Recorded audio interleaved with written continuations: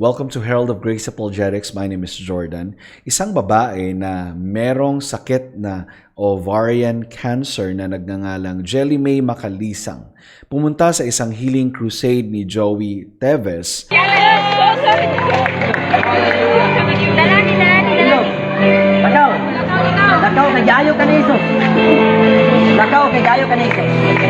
At ito ay last year pa nangyari. May post nga si Joey Teves noong February 21.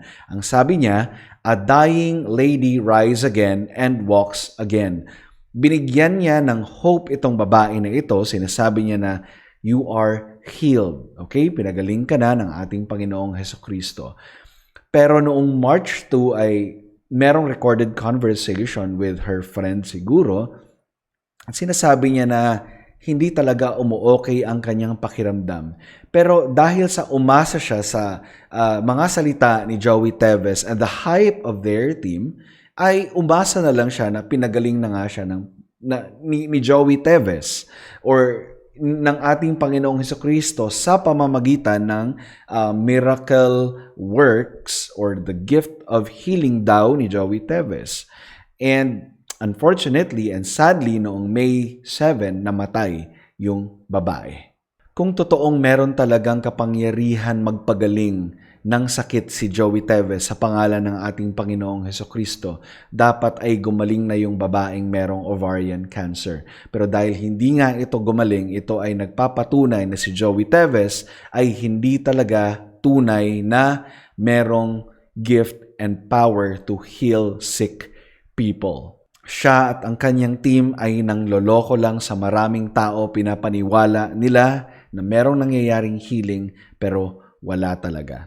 At kung hindi natin sila i-expose, dadami pa ang mangyayaring ganito. May mga malubhang karamdaman na lalapit sa kanila and at the end of the day, mamamatay din sila. And the team of Joey Teves doesn't want to take accountability, responsibility sa mga nangyari. At sa mga nanonood, make no mistake, hindi natin sinisiraan sila Joey Teves for the sake na meron lang tayong masabi sa kanila. Like yung mga personal lives nila, hindi ko pinapakialaman yun. Ang pinapakialaman ko dito is yung tinatawag nila na ministry, pero wala naman talagang nangyayaring healing. So yun lamang. At para sa inyo, Joey Teves, at sa team ninyo dyan, if you are really claiming na ang babae ay gumaling na, pinagaling na ng ating Panginoong Hesukristo, bakit siya namatay?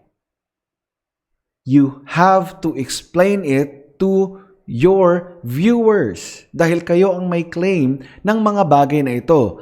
I am only here to criticize that, to open the minds of those people that you have manipulated outrightly. Kaya ang panawagan ko sa inyo dyan at sa inyong team, magsisi kayo sa inyong mga kasalanan. Yung mga ginagawa ninyo ngayon, hindi yan makakatulong sa inyong mga kaluluwa.